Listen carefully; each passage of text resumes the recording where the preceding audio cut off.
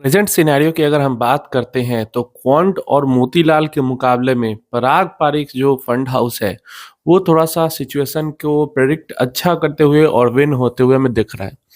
क्योंकि अभी रिसेंट जो मार्केट की 10% की करेक्शन हुई थी, वापस से फिर पूरा पूरा 10% गिर ही गया। निफ्टी फिफ्टी इंडेक्स की बात करते हैं टॉप से अपने। लेकिन रिसेंट करेक्शन के बाद जो रिकवरी हुई तो उसके अंदर जो क्वांट म्यूचुअल फंड है और जो मोतीलाल म्यूचुअल फंड है, इन्होंने भर भर के खरीदारी की।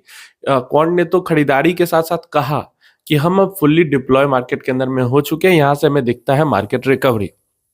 हुई नहीं मार्केट रिकवरी, फिर से वापस करेक्शन हो गया। लेकिन पराग पारिख जो म्यूचुअल फंड हाउस है, वहां से स्ट्रिक्टली ये कहा गया कि हमें अभी भी यहाँ पे मार्केट सही होता हुआ, सीधा होता हुआ नहीं दिख रहा है। रिकवरी के साइंस हमें अभी भी नहीं दिख रहा है। हमें भी अभी भी दिख रहा है कि मार्केट के अंदर वॉलेटिलिटी रह सकती है और मार्केट में फर्दर आगे ऊपर नीचे हो सकता है, करेक्शन आ सकती है। और इसलिए अगर आप देखोगे तो पराग पारिक फंड हाउस ने अभी भी, इवन पराग पारिक फ्लेक्सी कैप का भी देखोगे तो ऑलमोस्ट 20% जो एसेट है वो लिक्विड है, कैश है, वो डेट के अंदर, लिक्विड के अंदर इन्वेस्टमेंट है। तो लगभग 20% पैसा वो बचा कर रख रहे हैं मार्केट में इन्वेस्ट करने के लिए।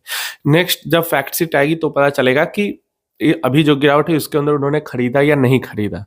लेकिन ये एक स्मार्ट मूव जरूर हो सकता है अगर मार्केट अगले हफ्ते में या उसके अगले हफ्ते में, मतलब दिसंबर भर में फर्दर और करेक्शन करती है और अपने टॉप से 10% से ज्यादा नीचे जाती है, तो पराग पारिक फ्लेक्सी कैप फंड के लिए या पराग पारिक के टैक्स सेवर फंड है या पराग पारिक के जो भी इक्विटी वाले फंड्स हैं, उनके लिए एक बढ़िया हो सकता है इन्वेस्टमेंट अपॉर्चुनिटी। क्योंकि काफी सारा पैसा वो अभी भी होल्ड करके रखे हुए। तो यहाँ पे इस मामले में तो क्वांट और मोतीलाल की जगह जो पराग पारिक फंड हाउस है वो थोड़ा सा विन होता हुआ जरूर दिख रहा है। यहाँ पे अगर क्वांट की बात करते हैं तो क्वांट का definitely, quant small cap fund की बात करते हैं तो इस रिकवरी और उसके बाद की ये जो गिरावट हुई है वहां पे भी उसकी परफॉर्मेंस सारे फंड्स में सबसे बुरी रही है। और इसको कोई, मैं यहाँ पे डिफेंड करने नहीं हूँ, क्वांट स्मॉल कैप फंड बुरा कर रही है तो बुरा कर रही है क्योंकि मेरे पोर्टफोलियो में है तो मैं उसको ट्रैक कर रहा हूँ। अब यहाँ पे कोई उम्मीद अभी मुझे दिख भी नहीं रही कि क्वांट स्मॉल कैप के अंदर में जल्दी रिकवरी है। ऐसा नहीं कि पूरा quant small cap large cap लेके ही बैठी हुई है। मान लेते हैं 20% इसका लार्ज कैप के अंदर भी इन्वेस्टमेंट है, 25% इन्वेस्टमेंट हो सकता है। दो स्टॉक के अंदर ही 17, रिलायंस और जियो, ये दो मिला के ही 16-17% का इन्वेस्टमेंट है क्वांट स्मॉल कैप के अंदर में। तो लार्ज कैप में अगर जंप आता तो इन स्टॉक्स के अंदर में, इस फंड के अंदर में, क्योंकि लार्ज कैप में जंप आता तो रिलायंस हो गया, जियो हो गया, अडानी हो गया, इन सब के अंदर में जंप आता तो क्वांट स्मॉल कैप के अंदर में भी थोड़ा सा पुश तो मिलता। लेकिन स्मॉल कैप फंड्स में तो रिकवरी हुई, उसका भी असर हमें नहीं देखने को मिल रहा है क्वांट स्मॉल कैप में। तो इसका तो समझ में नहीं आ रहा कि क्यों नहीं ये चल रहा है।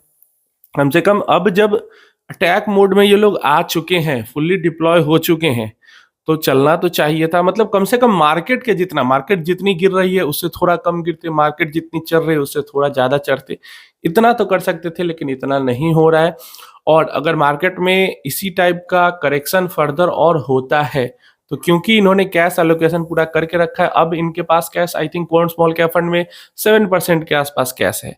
तो 7% में से क्या 1-2% और इन्वेस्ट करेंगे, लेकिन 5% के आसपास तो लिक्विडिटी के लिए इनको कैश रखना पड़ेगा। तो फर्दर अगर यहाँ से करेक्शन होती है तो इनके पास परचेज करने के लिए लिक्विड कैश नहीं है। जैसे मैंने बताया कि पराग पारिक के पास अभी 20% है, तो उसमें से वो 5% भी रखेगी तो भी उनके पास 15% बाइंग के लिए इन्वेस्टमेंट अपॉर्चुनिटी है। या फिर वो, क्योंकि एक large cap kind of flexi cap हो गया, टैक्स सेवर हो गया, तो लार्ज कैप टाइप ऑफ है, वो अपनी जो कैश की लिक्विडिटी है वो 2-3% तक भी रखेंगे तो उनको दिक्कत नहीं होगी। लेकिन यहाँ पे 5% कम से कम रखना होगा लिक्विडिटी बना के रखने के लिए। तो इसलिए फर्दर ये इन्वेस्ट नहीं कर सकते हैं। तो ये इनके लिए एक दिक्कत है। और अगर ऐसा ही चलता रहा तो क्वांट के लिए थोड़ी सी मुश्किलें और बढ़ेंगी अगर फर्दर गिरावट होती है तो, जो कि उम्मीद है कि कम से कम दिसंबर भर तो वॉलेटिलिटी रहेगी ही रहेगी। और जनवरी में भी रह सकती है वॉलेटिलिटी, अगर जो नंबर्स आगे आगे वाले नंबर्स अगर अच्छे नहीं आएंगे तो आगे भी वॉलेटिलिटी बरकरार रहेगी। तो इसलिए जो लोग बहुत तगड़ा रिटर्न सोच के और क्वांट स्मॉल कैप से परेशान हो रहे, बहुत बहुत आ रहा है। कोई कह रहा है क्वांट का मैंने फ्लेक्सी कैप एग्जिट कर दिया, कोई कह रहा है मैंने क्वांट का मिड कैप एग्जिट कर दिया, कोई कह रहा है क्वांट का स्मॉल कैप एग्जिट कर दिया। आपने कर दिया, अच्छी चीज है, आप नहीं रुक पाए तो कोई दिक्कत नहीं है।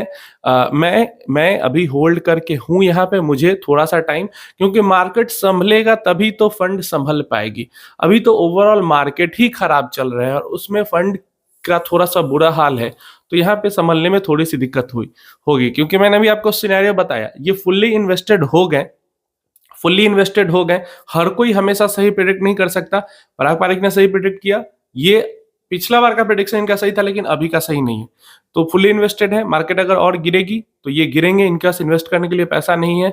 और जब उठेगी तो इनको लेट होगा। मार्केट जब ऊपर आएगी नीचे गिर के, तो इनके रिटर्न्स कवर अप होने में इस कारण से लेट होगा। तो यही क्वांट पे मेरा टेक है अभी, और पराग पारिक पे भी टेक है। जो लोग पराग पारिक के इन्वेस्टर हैं उनको तो खुश होना चाहिए, क्योंकि अगर आगे फर्दर मार्केट करेक्शन होगी तो इन्वेस्टर जरूर वो लोग करेंगे, अगर उनको लगेगा कि इन्वेस्ट करना चाहिए एंड देन तगड़ा रिटर्न बनेगा। तो हो सकता है जो 2025 रहे, अगर मार्केट सही परफॉर्म करती है तो पराग पारिक, फ्लेक्सी कैप फंड, पराग पारिक टैक्स सेवर फंड, इनका परफॉर्मेंस 2025 में बहुत तगड़ा रह सकता है।